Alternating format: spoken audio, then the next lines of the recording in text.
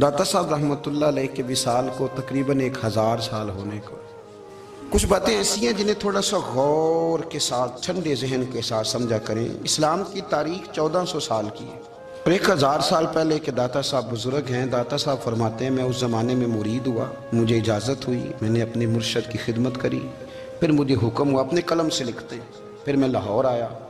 اگر 1000 سال پہلے سے پیری مریدی کا، طریقت کا، تصوف کا سلسلہ جاری ہے، آج لوگ کہتے ہیں یہ نئی بات ہے، یہ کل شروع ہوا ہے۔ داتا صاحب رحمۃ اللہ علیہ کے وصال پر ان کا عرس شروع ہوا، یعنی عرس بھی 1000 سال سے ہوتے چلے آ رہے ہیں۔ آج بعض لوگوں کو غلط فہمی ہوتی ہے کہ یہ آج کی کوئی نئی ایجاد ہے، اور اگر 1000 سال پہلے کے لوگ ضرورت محسوس کرتے تھے کہ پہلے کسی درویش کی خدمت کریں گے تو پھر ہمیں کچھ ملے گا، تو ہمارا تو زمانہ ہی بڑا عجیب ہے۔ یہاں بہت سارے لوگ ہیں جو کہتے ہیں میں خود قرآن جانتا ہوں، حدیث جانتا ہوں، میں خود بڑا سمجھدار ہوں، مجھے کسی کی کیا ضرورت ہے۔ بہت ساری چیزیں ایسی ہیں جنہیں ہمیں غور سے دیکھنا چاہیے۔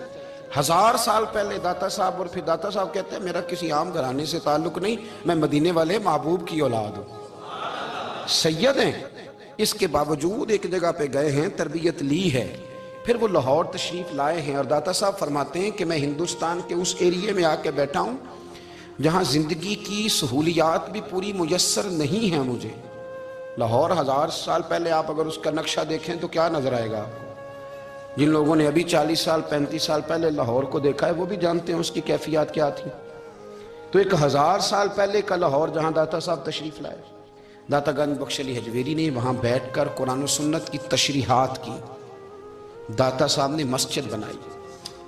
اب لفظ داتا سے بھی بڑا اختلاف ہے لوگوں کو، حالانکہ داتا کا معنی دینے والا، اور اللہ کے جو 99 نام ہیں نا، ان 99 ناموں میں سے کوئی نام داتا ہے؟ ایسے لوگ کہتے ہیں یہ تو اللہ کا اسم، بھئی یہ لفظ داتا تو ویسے ہی عربی کا لفظ ہی نہیں ہے۔ تو آپ چیزوں کو گھسیٹ گھساٹ کے اگر لے کے نا، قرآن مجید میں آپ اپنے ماں باپ کے لیے دعا کرتے ہیں ربی ارحمہما کما ربیانی صغیرا، یا اللہ ان دونوں کو بخش دے جو بچپن میں میرے رب بنے۔ ربی ارحمہما کما ربیانی صغیرا، رب کا معنی پالنے والا، تو قرآن مجید نے تو ماں باپ کو رب کہہ دیا تو شرک ہو گیا۔